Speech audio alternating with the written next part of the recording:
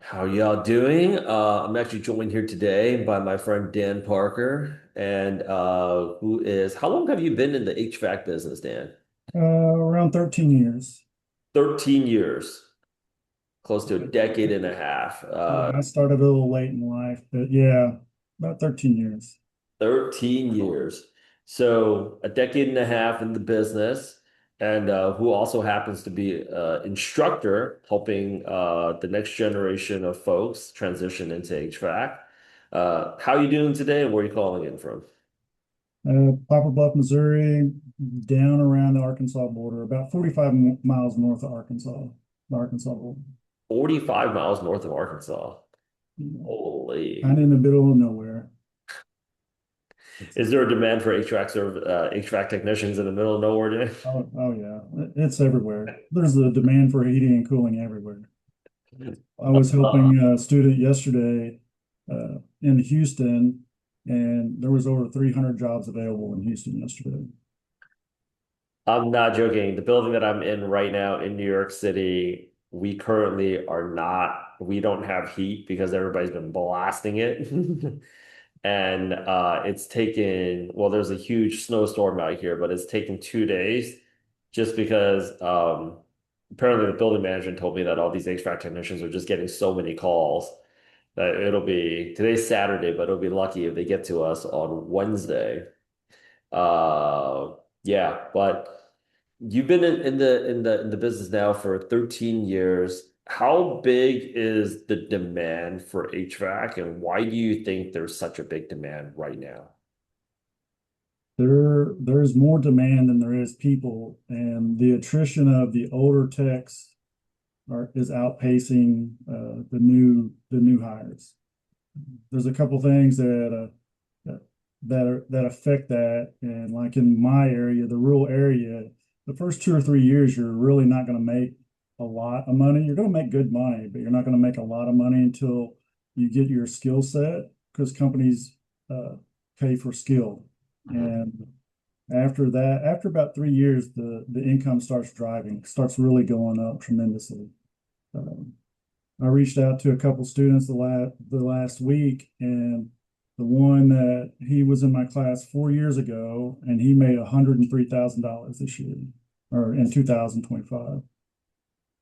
Whoa, So I, 103,000. yeah, so from my class to 103,000 in 4 years. And he does traveling, and you make a lot more money traveling. And I traveled for about 3 years at the beginning of my career just to get more experience. The pay's a lot better. Um, Getting the experience is the key. And then after you get experience, that's what pays. And that's pretty much any job too, any skills job. Got it. Okay. And then $103,000 in 4 years. If you don't mind me asking, what are people coming out of the HVAC program right now? What are they making coming out of the program? Uh, Depending on which company, between in the rural area, about 15 to 20. Around here in a metropolitan like Memphis or St. Louis or Nashville, it starts out about 20 to 25. If you have any experience at all, it goes up to 30 really quick. So, yeah, there's kids making $30 an hour out there right now. Okay. And describe to me, uh, at what point do these people start making like going from $30 an hour to $103,000 a year? Uh, It depends. Like the industry says about 5 years. You should be fairly good trained if you're in a good company that likes to educate their employees as they go, keep continuing education. It's about 5 years. 4 years if you're really good and you really stick to it, and then about 5 years. I'd say give or take 5 years. Really is that's the sweet spot. 5 years. Got it. For the people that obviously the younger generation likes things quick and fast. Right. Like, so you're telling me like the first year I'm gonna be making like 25, maybe $30 an hour. The second year I'm gonna be making 25, $30 an hour. Anything else that I can do to kind of increase my level of enthusiasm to getting into this field because I mean it's hot in the summer, it's cold during the winter time. Um, like As long Yeah, as long as you get a few certificates, and like if you take our course, you'll have your EPA 608 certificate, you'll have your NATE certificate, the core part, and then you'll have OSHA. With those three certificates in our course, you're really aligned to get a job pretty quick, and you'll be ahead of just the people coming off the street. Then if you want to go ahead and get some more certificates, like there's a low loss certificate that probably later this summer we'll be offering, and some other stuff that the company will ask you to do. Uh, you can double, you can get like an extra $10 an hour just by getting probably five certificates. I know the companies that I've worked for, they would give you $2 extra an hour for each certificate that you got. So there's a lot of ways to make money. Got it. So, do you believe that somebody can learn HVAC remotely? Yes, I teach high school students, and whenever I got hired was during COVID. And the one thing they tasked me with is to make an online course.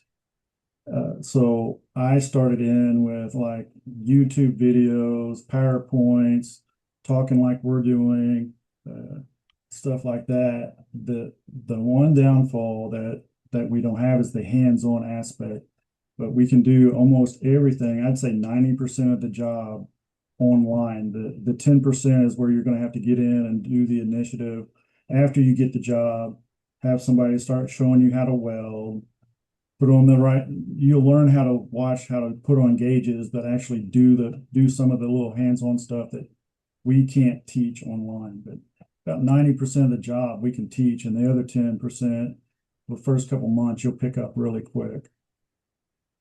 So yeah, you can do it all online. So, all I really need is the Nate ready to work OSHA 10 and then the EPA type 608. You know. And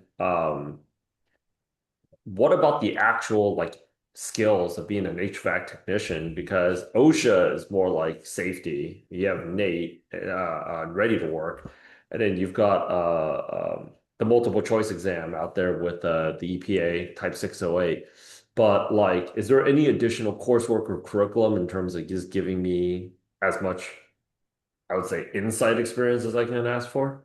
One of the big selling points for us, our program is we do have some virtual reality uh, in this, and it teaches you how to diagnose a furnace, and then it also has some light electrical in it. Actually, what we did for that is I took pictures of everything I do in class, and we mimicked that with virtual reality. And I am the Missouri State mentor for heating and cooling. So I'd say 95% of the instructors in the state follow that curriculum that we're using for the virtual reality stuff, and pretty much for the course. Uh, Everybody has their own little quirks and stuff with why they're teaching, but yeah, Missouri's following our curriculum right almost to the T. Got it. So let's just say I enrolled right now. How much time do I spend from the time that I pay up to the time that I complete the course and then when I actually start the job, right? So how many weeks would it be, let's just say, if I was taking the course and if you can give me two answers, if I had a job, let's just say I was a bartender, or like I 100% don't have a job at all, how do and I could just dedicate all of my time into doing this. What's what's the trajectory looking like for me to go from now and until getting the program done? I've been involved with the company for right at a year. February will be a year. And it seems the ones that don't have a job and that are really interested in the program takes about 2.5 months. And that's 4 or 5 hours a day, just crunching it 4 to 5 days a week, you know. Mhm. Uh, it's 100 hours. It's probably a little bit over 100 hours of content, and then we sprinkle in YouTube videos. stuff like that. I realize that I'm monotone voice. I put my kids to sleep at school, so I try to mix up and put videos with other people talking, other ways to do stuff. Uh, we try to teach critical thinking and problem solving more than anything. And and if you have a job, it's about 4 months, 4 to 5 months. And right now is the perfect time to start doing this because in May is whenever the boom starts, whenever people start really hiring extra help. And you get to pick and choose then. Right now, if you got done with the class now, as I was telling a student yesterday, he's from Houston. There was over 300 jobs available in Houston yesterday. So, like in New York, I mean, if you had the class done today, they're going to hire you to do heat, because there's a demand and they don't have enough employees. So yeah, Okay. Now, one of the things that people actually get stressed out about a lot is actually the resume part of it. So, I mean, what do I do after? So let's define done too. I'm done with 100 hours of coursework. I'm done with, I got my EPA, type 608, type 123, and core. And then I have my NATE ready to work. I have my OSHA 10. What do I start doing after that time? after you finish all the courses or you're getting ready to be done with the course, you just start looking around for jobs. And with this industry, uh, I've talked to a couple students. I help get people jobs and stuff. If people reach out, I look at their resume and stuff like that, give them suggestions.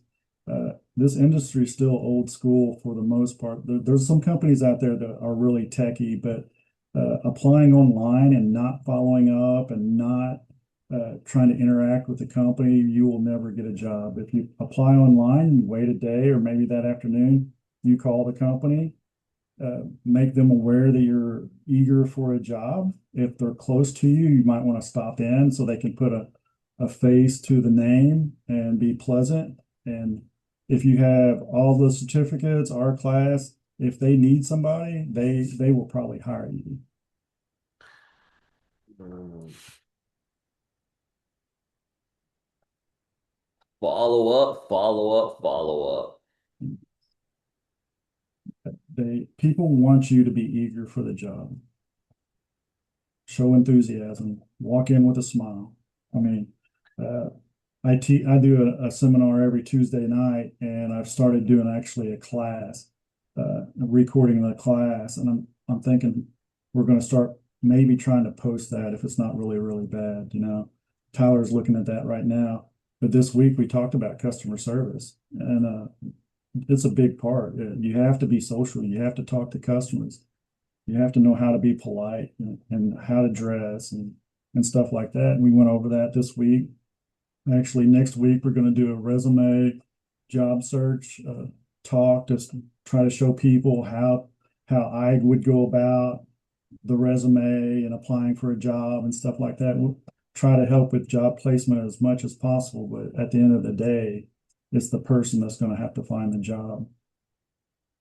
I think that's so like true. How I got most of my scholarships taken care of in college was I didn't just submit the application for the scholarship. Like I showed up and, really tried to paint a sob story about why I'm more deserving. Right, But right. they actually did tell me, somebody told me this, what they did. And they're like, you feel a lot worse saying no to somebody that you can put a face to versus somebody that is just another name on a digital piece of paper, right? So, 100%. I think like when like just driving over to that office and actually following up, I've actually heard of numerous of stories of people actually being able to grab that job.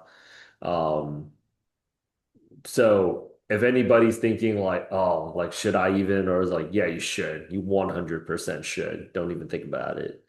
Yeah. Yeah, I would actually go even farther as if you see a company that you're aware of in your area that's applying that has a job opening on one of the job sites, you go in and ask for a application. You just don't send them your resume. You actually walk in and apply with them right there.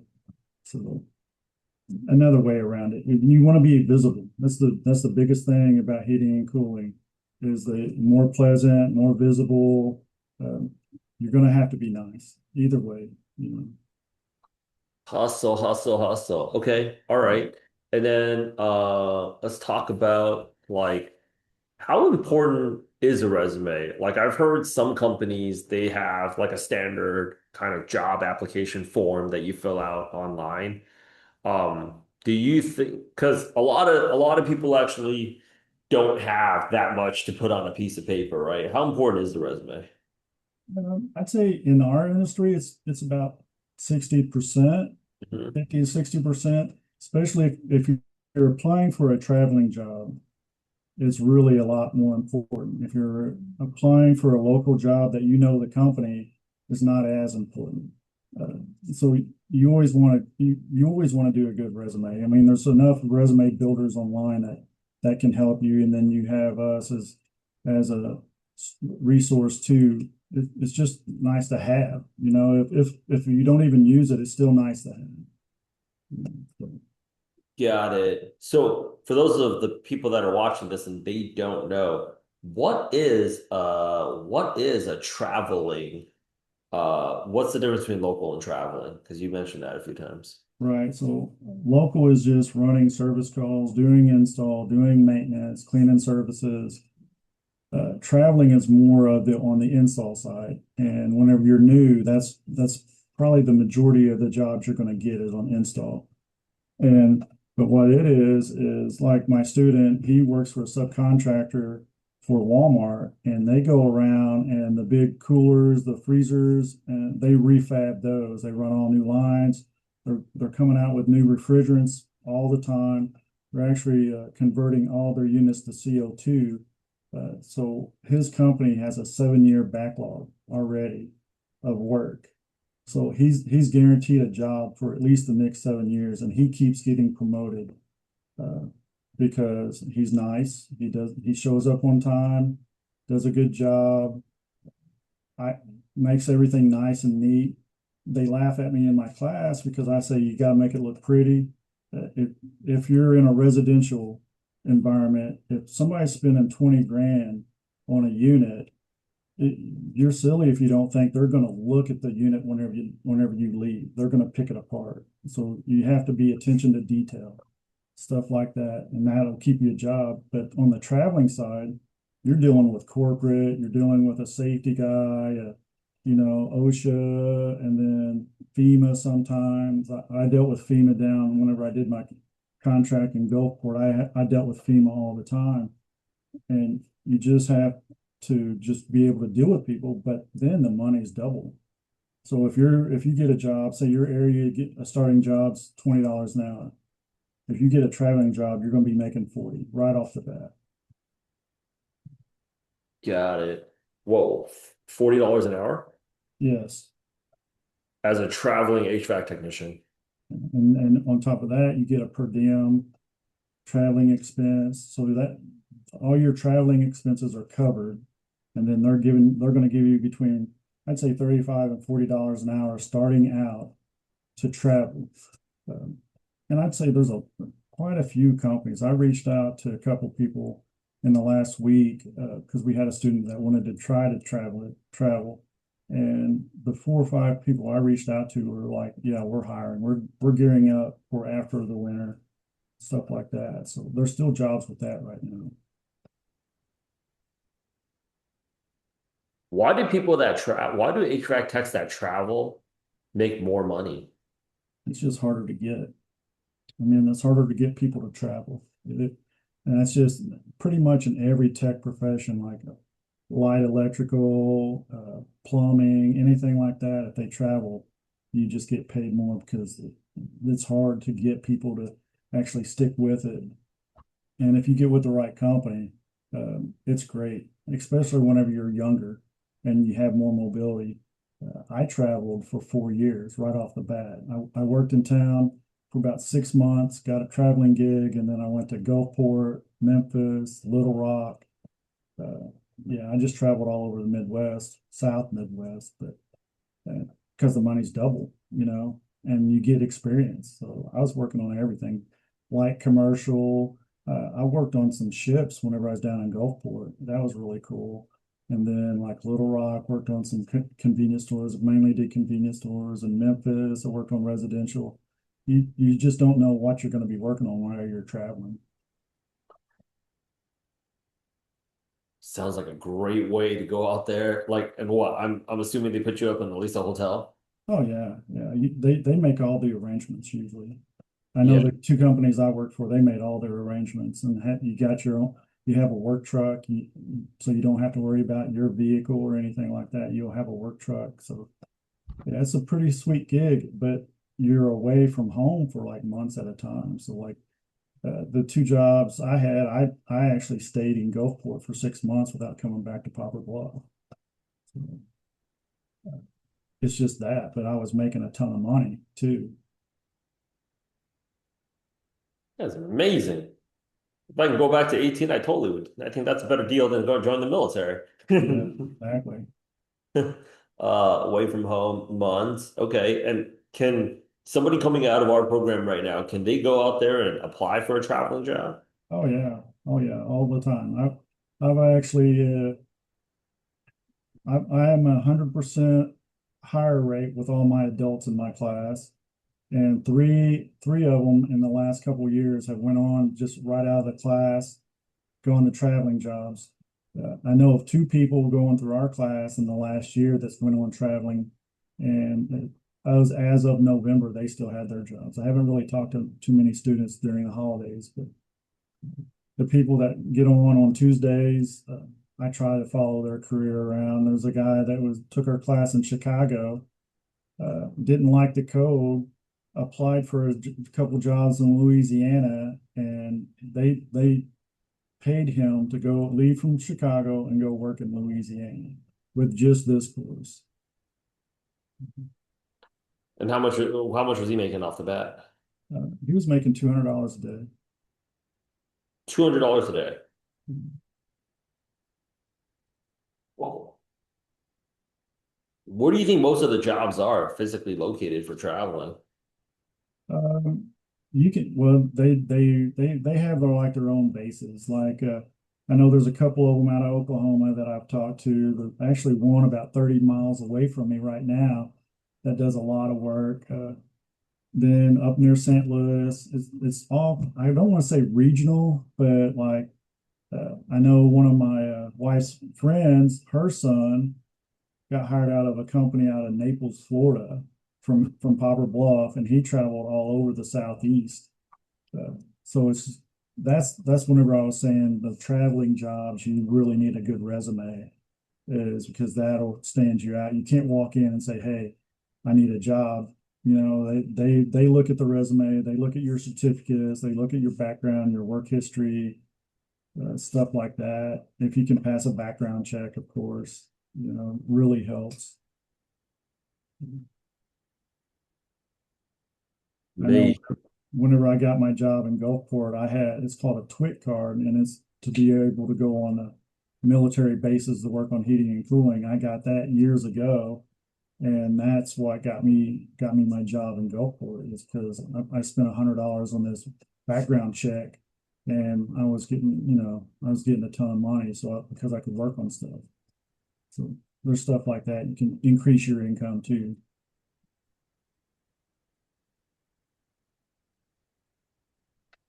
Well, it sounds like the prime time to go out there and actually do it.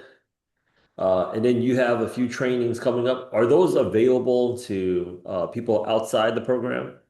I'm not quite sure. I think you have to be a part of the program. I'd have to talk to Tyler about that. Got it. Well, with that said, I am going to go ahead and let you get on with the rest of your weekend. Dan, always a pleasure. Thank you so much for coming on. For those of you who are thinking about making a transition to HVAC tech and you guys want to go ahead and actually talk to us, all you got to do is just click on the link in the description. We're definitely here to help you out. There are more jobs. There are legitimately more jobs than there are people coming into the workforce. And it takes about, you said, anywhere on the fast track, it's like 2 months to 4 months. Um, and this is the time to do it for that big boom in May. It's, and like I said, the average time's between 4 and 5 months. So mainly the people that have jobs that want to move to a different job, they get it done pretty quick. Got it. Got it.